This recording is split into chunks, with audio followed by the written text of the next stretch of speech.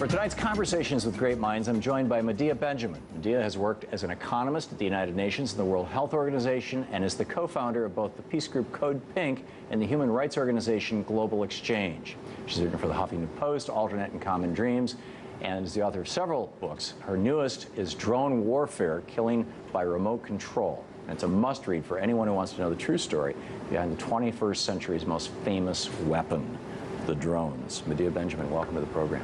Good to be on the show, Tom. Thank you. It's a pleasure to have you back with us, to have you with us for this segment in particular. Before we get into the drones and this extraordinarily, I just have to say, I started reading this and I couldn't stop. I thought, okay, I'm going to skim this book and get ready for it. And this is so well written. And you start out with these stories of these people. It's just, in any case, the stories of the people. How do you go from being a UN economist to being the person who everybody has always seen, being arrested in Washington, D.C. as the person who's speaking the truths that really need to be said so often? Yeah, sometimes I ask myself that, if I've sort of gone backwards, or I was 21 years old working for the United Nations. I had a very exciting job traveling all around the world, and I just felt like it was a very cushy job, but I wasn't really able to solve problems when I saw them because of the bureaucracy of the United Nations.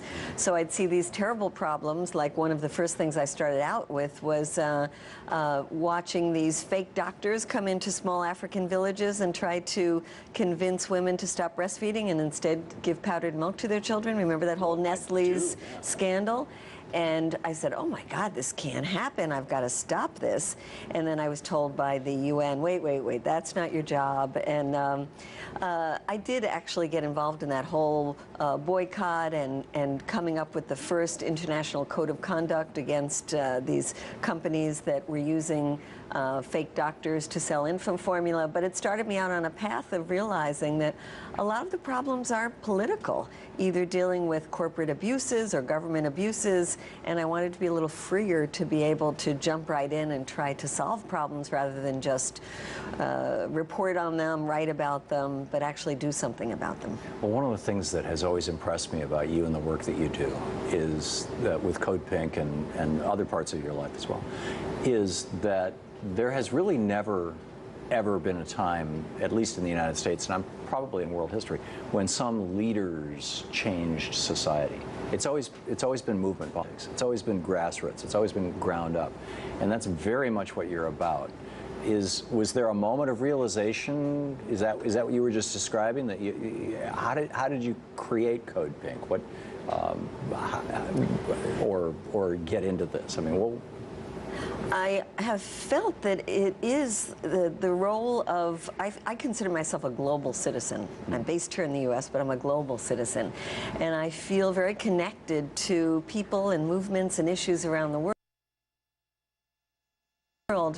and feel like it's our responsibility as global citizens to get involved when we think that governments are doing the wrong things. So after 9/11, part of the grieving process, went to New York, had family and who are firefighters, but I realized that under Bush they were going to take a lot of revenge and a lot of more innocent people would be killed. And that's why we started Code Pink, to be a response, a people's response, to say, we want to grieve for those who died, we want to find who attacked us, but we don't want to cause more innocent people to die. And it's been now 11 years since the start of Code Pink, trying to force our government to have a policy that really respects the lives of citizens, no matter if they're here in the United States or they're in some remote village in Pakistan, Afghanistan, Iraq. So that's been the evolution of Code Pink, but it really was a groundswell of mostly women's voices, not exclusively women, but mostly women's voices, to say, hey, there's got to be another way to respond. And I think that there's a certain moral force to women speaking out? Do you? Well, we're coming on Mother's Day. I think it's important to even look back at the history of Mother's Day. Do you know the original proclamation of that was this call by Julie Ward Howe to say, women, rise up, disarm, disarm, call on the men to disarm. We'll not send our sons.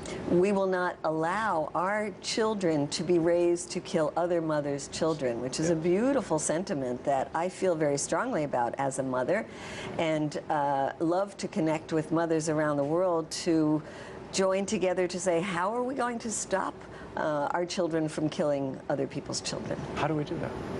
Well, I think we need a grassroots global movement. I've been working on this issue of drones, and it's very exciting to me because we are in the midst of creating a global network to look at the use of these drones and how are we as citizens going to rise up and force the UN, force our government to do something about this and not allow us to sink into a world of chaos and lawlessness, because these weapons are so easy to proliferate, so easy to get hold of, and because if the U.S. is showing this model of killing anyone anywhere in the world on the basis of secret information, other countries are going to do that as well. So I think the voice of grassroots citizens globally is what's going to rein in our governments. And I want to get into the drones in some detail, particularly since this is your most recent book.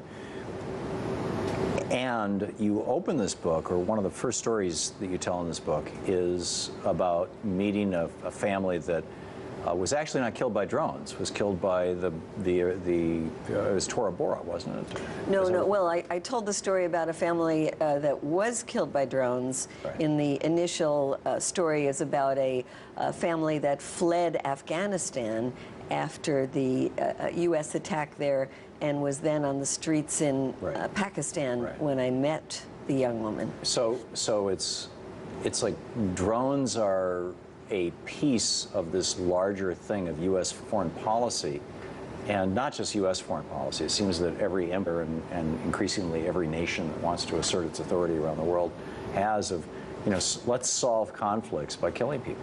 Right, and it's not really about one piece of technology like a drone. It's about a much, much larger issue of the militarization of our world. And so I use the drones as a lens to look into that, but the drones have a particularly important aspect to them that makes it easier to get involved in violent conflicts. It makes it easier to bypass Congress. It makes it easier to violate the sovereignty of other nations. It makes it easier when U.S. soldiers' lives are not at risk. And then there's huge moral issues that we have not discussed as a nation, to have people who are the pilots, remote pilots of these planes, sitting in air-conditioned rooms and ergonomic chairs outside of Las Vegas or in upstate New York, and pressing a button, killing people thousands of miles away. So these are issues that are part of a larger issue of why are we using the military hammer 11 years after 9/11 and creating more enemies to keep this perpetual war going, but also about a specific technology like drones that actually makes it easier to keep these wars going. Well, and you point out in the book that when Americans are polled, they like the idea of drones. Well, one good thing, Tom, I feel very positive about is that is changing. And when a year ago a poll was done asking about Americans if it was okay to use drones to kill terrorist suspects, and Tom, you know what a suspect is, right? Sure. Somebody not been convicted of anything. Not even been charged formally. No. And 83% of Americans said it was okay, including Republicans, Democrats, Independents. Right. That has changed quite significantly in the last year, so that it's about 62% now. I feel that's the result of people educating the American public about it, the media talking more about it, the protests that we've been organizing. So I think a change is happening, and I think if we fast forward another 6 months, I think we might see a minority of Americans thinking that it's okay to kill terrorist suspects with drones. To what extent do you think that the fact that an American citizen was killed with a drone, and then his 16-year-old, as I recall, son, who doesn't appear that he was doing anything more than trying to find out who his dad was, that he wasn't off on jihad, but I suppose that's probably disputed by the government. But there's that he was also killed by a drone. And as these stories become more real to Americans, it's like, wait a minute, killing Americans? And then now also you've got, the hard right in the United States running around yelling, Obama's got drones. Obama's got drones. He's going to put one over Los Angeles. Look out. It's is that whole zeitgeist changing as a consequence of the real story and the fantasy paranoid story, or is that fantasy paranoid story a potential real story? We have to humanize the victims of the drone attacks, and that's one thing, is to talk about the American 16-year-old who was killed, which just blows my mind. I mean, if he were a white Christian American being killed overseas, there would be an outcry in the United States. But he is a person of color, originally from Yemen, born in the United States, though. I mean, his ethnic background was from Yemen, and he's Muslim. And as Robert Gates, former spokesperson in the White House, said, he should have had a more responsible father. I don't think that was the fault of a 16-year-old. But it is important to humanize these drone victims, which is something I try to do in the book, having a whole chapter dedicated to it, because we've been lied to by the Obama administration and by people like John Brennan, who's now head of the CIA, who said in 2011 that there were no civilians that were killed by this drone, with these drones, which is such an incredible lie.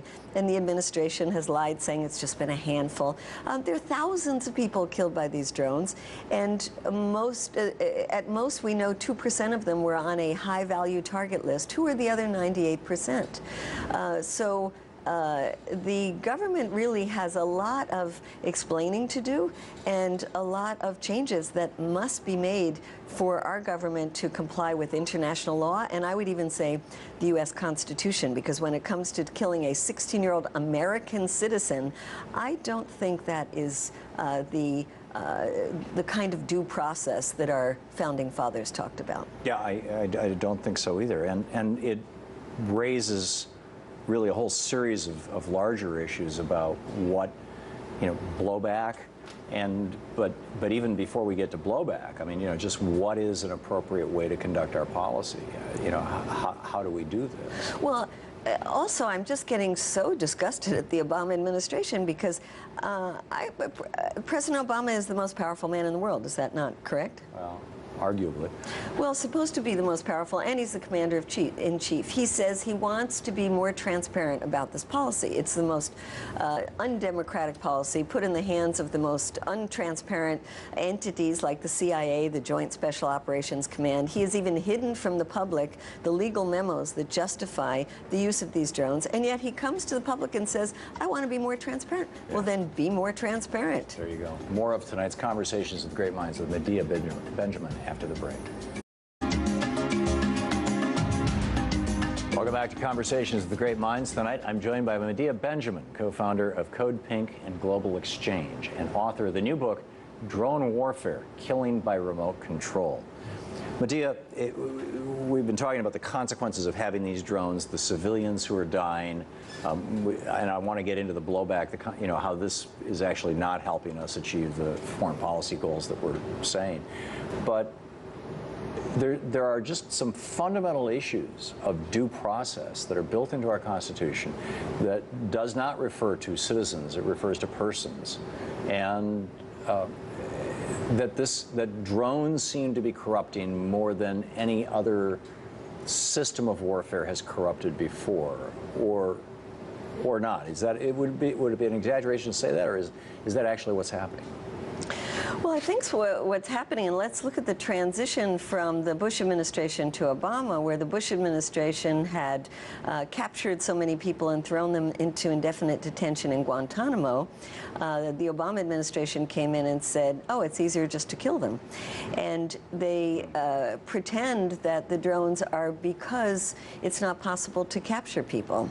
But that's not true. There's so many examples we have of people who were killed by drones who just the week before had been in the capital city, or were living 20 miles away from the capital city. It would have been very easy to capture them. We know a 16-year-old Pakistani boy who was spent a week in the capital city, and 2 days later he was killed by a drone.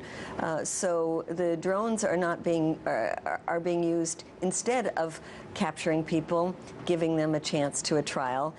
It's no judicial process at all. We see it whether it's a U.S. citizen that you would think would have the right to a judicial process. And as you say, it's not supposed to just be for U.S. citizens. It's supposed to be for anybody. And it seems with the drones, this idea of extrajudicial killing has become commonplace now. And it's not just that, Tom. It's not only that the president is putting individuals on a hit list and then going out and telling the CIA to go kill this person. It's also that we're killing people on the basis of suspicious activities. And we're judging the suspicious activities in places where we have no boots on the ground, where we barely understand the culture and the people, and we're killing them because somebody thousands of miles away sitting in the United States thinks that this is suspicious activity. So absolutely no due process. So what do we do with this? Actually, before we get to that, how did we get into this? How did we start with this whole drone thing? We started after 9/11 with invasions with lots of boots on the ground. We know that Afghanistan, it was costing us $1 million per soldier per year on the ground. American people, after years of seeing U.S. soldiers getting killed and such an enormous amount of money being spent, started to sour on these wars and also forget what was it all about. And so drones became what people in the administration told me were a miracle weapon, because it allowed us to continue to wage war behind the backs of the American people without U.S. soldiers getting killed and at a much lower cost. And so we see drone bases being set up around the world, in the Middle East, even in a place like Saudi Arabia, which, talk about blowback, you know, putting a drone base in Saudi Arabia is not good for our national security. Drone bases in Africa now, drone bases along the Pacific, and thousands of drones being used now. What's pushing this? Well, a big industry. There's over 1,000 companies now that are involved in some production of drones, from tiny companies to every major weapons manufacturer. It's big business. They have a drone caucus in Congress. The drone caucus is pushing legislation to make it easier to sell drones overseas and to use them here at home. And so this is the military-industrial congressional complex. It seems that the first time that, I mean, drones are cheap and low tech, basically. Relatively. Peace is a lot cheaper, but compared to tens of thousands of troops on the ground. But, you know, is it going to take something like, you know, a Mexican drug lord getting a drone and taking out a city block in Phoenix? That At what point are we could going to easily happen. There are 76 countries that have drones already, and Israel is the largest exporter of drones. China is now a big exporter. South Africa is becoming an exporter of drones, even armed drones that they supposedly made a deal to sell to Saudi Arabia. But as you say, drones don't have to be in the hands of just governments. Individuals can get their hands on drones, and this is where it is leading to now. As you say, this is not high tech compared to something like a nuclear weapon. I have my own drone. You can buy them on Amazon.com, the little parrot drones that cost a couple of $100s, and you manipulate it with your smartphone. And who knows who could rig up some kind of terrible chemical or biological weapon on a tiny little drone like that. Yeah. So well, and there's speculation that the Iranians took down, they took down a drone a while back, that they had actually hacked the drone. The Iranians said we hacked the drone because, look, it came down in one beautiful piece and thanked President Obama, and they reversed engineered it, and they're making their own. That's a very sophisticated spy drone, but the Iranians had already been producing their own weaponized drones. Wow. So, in a way, drones are kind of the genie out of the bottle, sort of like the nuclear the nuclear bomb was. I mean, and even more so, because now if you think 76 countries have some sort of drone, most of them for surveillance purposes. And let's also tell your viewers that I think that there are positive uses for drones. It's not like this technology in and of itself is bad. It's when you put missiles on it and use it in such a reckless way that the administration is using it. Drones for fighting forest fires, that's fine. For stopping illegal logging, for tracking endangered species, all that kind of stuff is a good use of drones. Things we used to use helicopters for. That's right, and could do it in a cheaper way with drones. But what is driving this industry? It's the military, and it will be law enforcement in the United States. The drone industry would like to sell to every one of the 18,000 police stations in this country and turn this society into a 24/7 surveillance society.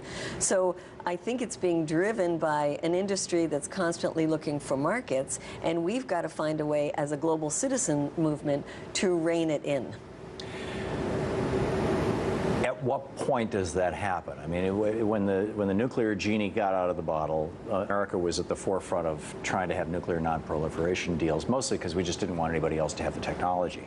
Well, now everybody has the technology. I mean, this is something that basically these are model airplanes with cameras and cell phones attached to them or something. Yes, although if you're going to use things like Hellfire missiles on them, that is much more sophisticated, and you need a satellite system to do that. Okay. You can use a much lower tech version of it. I mean, you can have a small drone that has tasers and grenades and all kinds of things attached to it.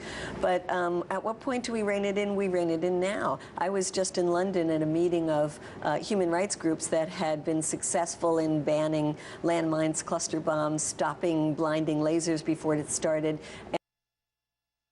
and launched a campaign that's to try to stop the next version of the drones, which is the totally autonomous ones that don't even have a remote pilot. And then in the meantime, there's another... What, is like a self-aware drone? Like a kill, what they call killer robots, that's been pre-programmed to go out and kill, and goes out and kills. And they can work in swarms, they communicate with each other. Your eyes are getting bigger and bigger, but this is not far-fetched. Well, and I've seen in some of the science magazines, you know, the idea that within a decade, the drone could be, you know, less than 8 inches long. I mean, we're looking at giant dragonflies. Not within a decade. They already exist now. I mean, there are already drones that they're using that are the size of a wasp or a bee, or look just like a hummingbird. So there's already a campaign to stop the totally autonomous drones, and there is a campaign we're launching in November in London to find out what we can do to regulate the already existing use of killer drones. So we can't wait anymore. We've got to really build this now. So it seems like we have two parallel issues here. One is this whole drone technology and how it has made it so easy to have extrajudicial killings. And the other is the whole issue of the extrajudicial killings themselves. That, you know, we used to have debates about wet ops and, you know, what the CIA could do, and 007 has a license to kill, that kind of thing. At what point do these intersect, and where does Congress come into all of this? I thought Congress is supposed to authorize war, and if we're talking about anything other than a criminal trial, we're talking about acts of war, are we not? Well, we are, and in fact, the UN is now investigating 25 different cases of the U.S., NATO, and Israel using drones because it's worried that war crimes have been committed. I would say that definitely war crimes have been committed. The U.S. has not only killed people on the basis of suspicious activity alone, but also sent in a second round of missiles to kill rescue workers. That has been documented. So where does Congress come in? Congress, I would say, has been missing in action. Congress has not done the oversight. If it has not told us, the public, what it's doing. Congress seems to be content to let the administration run this policy, and once in a while will say something like, oh, will you please give us the legal memos so we know what you're doing? But I think we should be very concerned that Congress has not done its job. And the CIA has been out of control at different points in our history, and Congress has come in to try to rein it back in. Why isn't it doing it this time? Isn't this administration right now in the process of moving the drone programs from the CIA to the Pentagon so that they can say, well, yeah, now it's a military thing? Perhaps there are rumors to that effect, but we have not been told by the administration, and the rumors say that they'll do it, but not for Pakistan, which is the place where they're using the most drones outside of Afghanistan. And we also say it's not just a question of taking drones away from the CIA, which should absolutely be done. There's no reason for the CIA to be a death squad. They're supposed to be gathering intelligence, not going around killing people. But in addition to that, we want to say if the drones are just put in the hands of the Joint Special Operations Command and are done in a secret way, violating the sovereignty of nations, not telling us anything about where they're being used and how they're being used, that is not a solution for us. We want openness and we want rules. We want the U.S. to obey international law as well as the U.S. Constitution. Is there any international law that deals specifically with drones? Has the U? Well, there's international law that says that you can't go around doing extrajudicial killings. We should start with that one. Okay. And do you see any movement in that direction from any countries anywhere? Well, I see there's a move to say that the United States has not been respecting international law, that the U.S. has redefined what an imminent danger means, which gives you the right to self-defense. It's supposed to be imminent. Somebody's about to attack you. Which countries are promoting this? Well, there are countries that are now at the UN discussing this and saying, I think we've got to do something about it. So we're working also with the UN to say, bring this into the UN, let's have an open global discussion about this and try to rein in not only the US, but the global use of lethal drones. An important one. Medea Benjamin, thank you so much for being with us tonight. Thank you. And for the great work you're doing. Great book, Drone Warfare. To see this and other Conversations with Great Minds, go to our website at conversationswithgreatminds.com.